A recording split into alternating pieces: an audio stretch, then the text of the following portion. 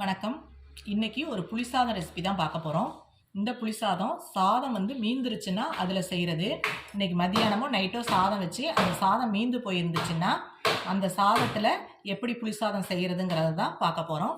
வாங்க வீடியோக்குள்ளே போகலாம். இந்த மீந்து போன சாதம் இவ்வளவு இருக்குது. நாள் சாதம் தான். இப்போ இன்னைக்கு நைட்டு நம்ம வடிக்கிறோம்னா நைட்டே இதை புளி ஊற்றி கிளறி எடுத்து வச்சிடணும். மதியான சாதம் நைட்டு சாதம்லாம் மிச்சமாயிருச்சு அப்படின்னா அதை ஊற்றி கலர்றதுக்காக எங்கள் வீட்டில் இந்த சாதம் இருக்குது. இதில் இப்போ நான் என்ன பண்ணுறேன்னா ஒரு பெரிய நெல்லிக்காய் சைஸ் புளி எடுத்து உங்கள் சாதத்துக்கு தகுந்த மாதிரி புளி ஊற வச்சுக்கோங்க. எடுத்து கரைச்சி வச்சுருக்கேன். இதில் ஊற்றிடுவோம்.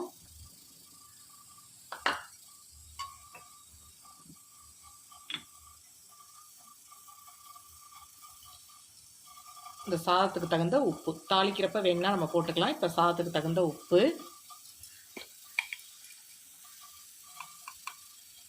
மஞ்சள் தூள் போட்டு இதை இப்போ கிளறி நல்லா அந்த புளி உப்பு மஞ்சள் தூள் எல்லாம் மிக்ஸ் ஆகிற அளவுக்கு கிளறிக்கும்.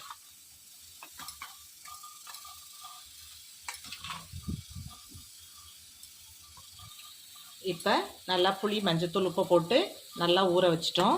இதை இப்போ நான் தட்டை போட்டு இது நைட் நேரத்தில் நான் எடுத்து நைட் சாதம் மிச்சம் இருந்ததை எடுத்து நான் இதை கிளறி வச்சுருக்கேன். இப்போ உடனடியாக தாளித்து சாப்பிட்றவங்க தாளித்து சாப்பிடலாம். நான் இதை நைட் அப்படியே ஊற வச்சுட்டு மறுநாள் காலையில் தான் இதை நான் என்னென்ன போட்டு தாளிக்க போகிறேங்கிறத பார்க்கலாம். நல்லா பாருங்கள், நம்ம ஊற்றின புளியெல்லாம் இழுத்துட்டு நல்லா ஊறி இருக்குது. இப்போ இதை தாளிச்சிருவோம். இதை நான் இப்போ நைட் ஃபுல்லும் இருந்துச்சு, ஒன்றுமே ஆகலை. சாதம் நல்லாயிருக்கும், ஈனெல்லாம் போகாது, கெட்டு போகாது. அப்படியே வெளியிலேயே வச்சிடலாம் ஊற்றிட்டு. இப்போ நான் மறுநாள் காலையில் தான் அந்த சாதத்தை தாளிக்கிறேன். ஒரு எண்ணெய் சட்டியில் நல்லெண்ணெய் கொஞ்சம் தாராளமாகவே, புளிசாதத்துக்கு கொஞ்சம் நல்லெண்ணெய் நிறைய இருந்தால் நல்லாயிருக்கும். நல்லெண்ணெயில் செய்யுங்க, அப்போ தான் டேஸ்ட்டும் இருக்கும். கொஞ்சமாக கடுகு, கொஞ்சம் அதிகமாகவே கடலைப்பருப்பெல்லாம் போட்டிங்கன்னா சாப்பிட்றதுக்கு நல்லாயிருக்கும். இதில் நிலக்கல்ல இருந்தாலும் போட்டுக்கோங்க. நான் கொஞ்சம் அதிகமாகவே நிலக்கல்ல போடுறேன். எங்கள் வீட்டில் எல்லாருக்கும் ரொம்ப பிடிக்கும், அந்த பொறிக்கு சாப்பிடுவாங்க. அதனால் நிலக்கல்ல போட்டிங்கனாலும் நல்லாயிருக்கும். இருந்தால் போடுங்க, இல்லைன்னா வேண்டியதில்லை. இப்போ இதில் கொஞ்சம் சின்ன வெங்காயம், வரமிளகாய், கருவேப்பில்லை. சின்ன வெங்காயம் எவ்வளோ வேணாலும் போடலாம், நல்லாயிருக்கும். நான் சின்ன வெங்காயம் பெரிய வெங்காயம் கலந்து போட்டிருக்கேன். சின்ன வெங்காயம் மட்டும் போட்டால் நல்ல டேஸ்ட்டாக இருக்கும். வெங்காயம் போட்டு இந்த சாதத்துக்கு வதக்கணும். பெருங்காயத்தூள் கொஞ்சமாக போட்டுக்கோங்க. இப்போ சாதத்தில் நம்ம கொஞ்சமாக உப்பு போட்டு தான் கிளறி வச்சுருக்கோம் புளி தண்ணியோட. இப்போ இந்த வெங்காயத்துக்கு இந்த பருப்புக்கெல்லாம் கொஞ்சமாக உப்பு போட்டுப்போம். போட்டு நல்லா கிளறி விடும்.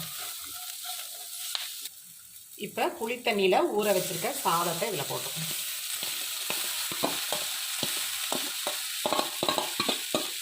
இந்த டைமில் ஊறி இருக்கிறப்ப உங்களுக்கு மஞ்சள் கலர் இல்லைன்னா, மஞ்சள் தூள் பத்தலைன்னா அந்த வதக்கிறப்பையே கொஞ்சோண்டு மஞ்சள் தூளையும் போட்டு வதக்கிக்கிங்க. இப்போ இது எல்லாத்தையும் இதோட சேர்த்து மிக்ஸ் பண்ண வேண்டியது. இந்த டைமில் டேஸ்ட் பார்த்துட்டு கொஞ்சமாக எங்களுக்கு உப்பு பத்தலை போட்டுக்கிறோம். உங்களுக்கு உப்பு வேணும்னா போட்டுக்கோங்க. இப்போ எல்லாத்தையும் சேர்த்து நல்லா சாதம் சூடு ஏறுற அளவுக்கு மிக்ஸ் பண்ணி விடணும். சாதம் ரெடி ஆயிடுச்சு. இப்போ ஸ்டவ்வை ஆஃப் பண்ணிக்கணும். சாதம் நல்லா சூடாகி நல்லா வதங்கி வரும்போது தான் ரொம்ப நல்லாயிருக்கும். இப்போ சாதத்தை ஆஃப் பண்ணிக்குவோம். மீந்து போன சாதத்தில் செஞ்ச புளி சாதம் ரெடி ஆயிடுச்சு. இனிமேல் சாதம் வீணாயிட்டுன்னு நினைக்க வேண்டியதில்லை. இந்த புளி சாதத்துக்கு எந்த சைட் டிஷ்ஷுமே வேணும்னா வத்தல் அப்பளம் வச்சு சாப்பிட்லாம். இதில் இருக்கிற நிலக்கல்ல வெங்காயமே போதும், தொட்டுக்கிட்டு சாப்பிட முடியும். இந்த புளி சாதம் உங்களுக்கு பிடிச்சிருந்துச்சுன்னா லைக் பண்ணுங்கள், ஷேர் பண்ணுங்கள், கமெண்ட் பண்ணுங்கள், சப்ஸ்கிரைப் பண்ணுங்கள். மறக்காமல் பெல் பட்டனை கிளிக் பண்ணுங்கள். தேங்க்யூ. என்ன